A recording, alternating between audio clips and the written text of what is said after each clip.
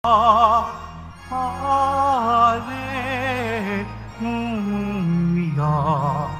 Hallelujah,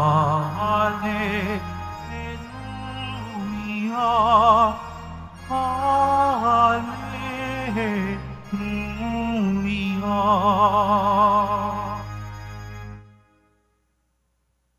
Sumainyo ang Panginoon. At sumayo rin. Ang mabuting balita ng Panginoon ayon kay San Juan. Papuri sa iyo, Panginoon.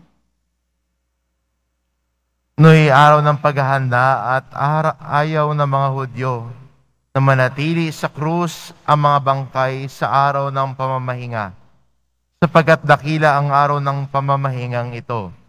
Kaya hiniling nila kay Pilato na ipabali nito ang mga binti ng mga ipinako sa krus at alisin doon ng mga bangkay. Naparoon nga ang mga kawal at binali ang mga binti ng dalawang pinakong kasabay ni Jesus. Ngunit pagdating nila kay Jesus ay nakita ang patay na siya. Hindi na nila binali ang kanyang binti. Subalit inulos ng sibat ng isa sa mga kawal ang tagiliran ni Jesus. At biglang dumaloy ang dugo at tubig. At nakakita nito at nagpapatotoo. Tunay ang kanyang patotoo at alam niyang katotohanan ng sinabi niya upang kayo'y maniwala. Nangyari ang mga ito upang matupad ang sinabi ng kasulatan. Walang mababali isa man sa kanyang buto. At sinabi naman ng ibang bahagi ng kasulatan, pagmasdan nila ang kanilang inulos. Ang mabuting balita ng Panginoon. Pinupuri ka namin, Panginoong Hesukristo. Magsiupo po ang lahat.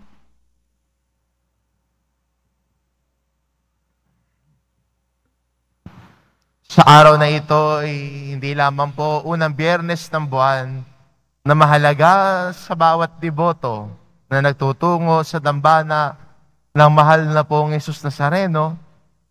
Pero sa araw ding ito ay pinagdinilayan din natin ang kamahal-mahalang puso ni Jesus. The most sacred heart of Jesus.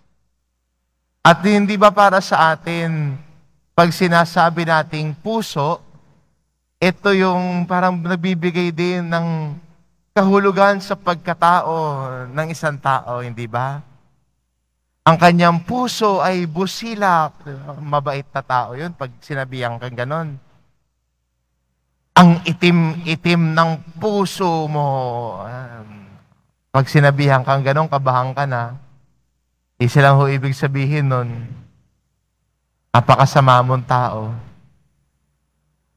Di ba minsan pag nagagalit ka, nasasabihan mo yung kasama mo, ang puso mo napakaitim. Ang puso ay nagpapaalala sa atin ng ating pagkatao. Ginagamit natin itong larawan na ito. At pinapakita sa atin ni Jesus ngayon, sa araw na ito, ang kanyang kamahal-mahalang puso. Ang puso niya na punong-puno ng pagmamahal, na kahit hirap at sakit ay niyakap niya para sa ating kaligtasan. Ang kanyang kamatayan sa krus, ang paghihirap niya ay kanyang niyakap, hindi lamang bilang pagsunod sa Ama, kundi dahil sa pagmamahal niya din para sa atin, nang hindi tayo mawalay sa Kanya. Kaya maganda bilang Kristiyano sa araw na ito, balikan at tignan, ano ba ang pupulot nating aral sa kapistahang ito ng kamahal-mahalang puso ni Jesus. Unang-una po, ang puso ni Jesus ay pusong maawain. At patuloy tayong pinapaalalahanan ng pagsisikap nating mabuhay ng may awa. Maging maawain sa kapwa natin. At ang tao maawain, hindi nanguhusga, kundi marunong umunawa. Kayang isipin yung kapwa niya. Kayang isipin yung kapakanan ng kasama niya. Hindi yung sarili lamang niya, hindi yung gusto lamang niya, kung hindi ang pusong maawain ay marunong umintindi. Minsan sa panahon ho ngayon, ang mas gusto natin, tayo yung intindihin. At yung iba, they really demand it, that they be understood.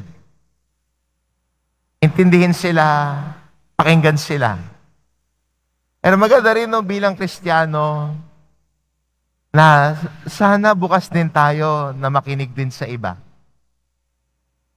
Bukas din tayo na umunawa sa iba. Hindi lang yun tayo yung gusto tayo yung unawain at intindihin. Pero kung lumalago tayo sa awa, tayo yung mas marunong umunawa at umintindi. Kasi yung gusto mong makitang pagbabago, yung pinananalangin mo, sana para sa'yo. Nahubugin ng Diyos ang iyong puso na maging katulad niya, puso na maawain. Marunong maawa sa kapwa, marunong umintindi ng kapwa, marunong magmalasakit ng kapwa.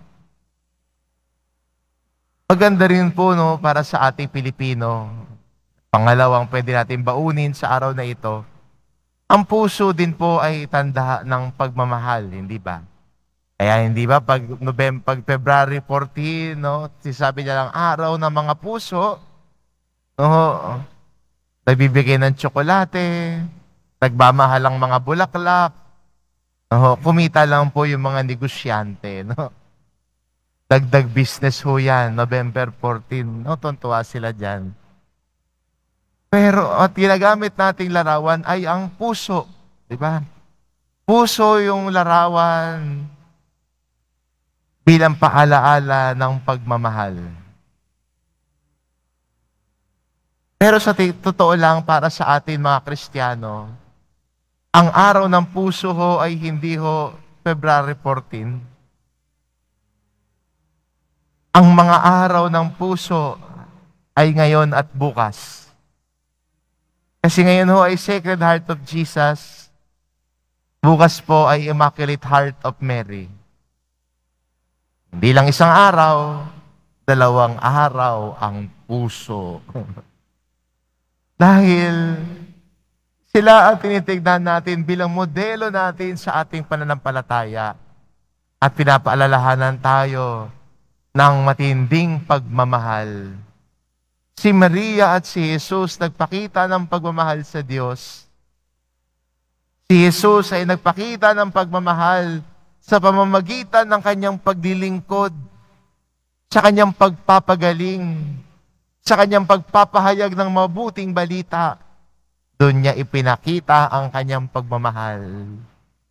Kahit na minsan siya ay tinutuya, siya ay inaalimura, inuusig, hindi pinakikinggan ng lahat. May pagkakataon pa nga muntik nang mabato si Jesus. Pero hindi siya nawala, hindi siya tumigil at patuloy na nagpahayag. Patuloy na nagpapagaling. Dahil mas mahalaga sa kanya ang pag-ibig. Kaya maganda rin po sa atin bilang Kristiyano na tularan ang pag-ibig ni Jesus. Alam ko may kanya-kanya tayong panalangin ngayon. Alam ko may kanya-kanya tayong dahilan kung bakit tayo naririto at nais nating ihiling sa mahal na pong Jesus Nazareno. Pero kung titignan natin, si Jesus Nazareno na nagbitbit ng kanyang krus, dahil sa tindi ng pagmamahal niya para sa atin. Sa tindi ng pagmamahal niya, niyakap niya ang krus, nilatag ang buhay para tayo ay umangat, para tayo ay maligtas. Siguro, bago natin hilingin yung mga pinagdarasal natin sa Kanya, pwede din nating ibulong, Panginoon Jesus Nazareno, turuan mo ako na maging maawain tulad mo. Turuan mo ako, Panginoon, na maging mapagmahal tulad mo. Ikaw ang sinusundan ko. Ikaw ang tutularan ko. Ikaw ang gagayahin ko. Dahil ang deboto ng mahal na pong Jesus Nazareno, tinutularan ang halimbawa ni Jesus. Sumusunod kay Jesus. Nagsisikap na maging kalarawan ni Jesus.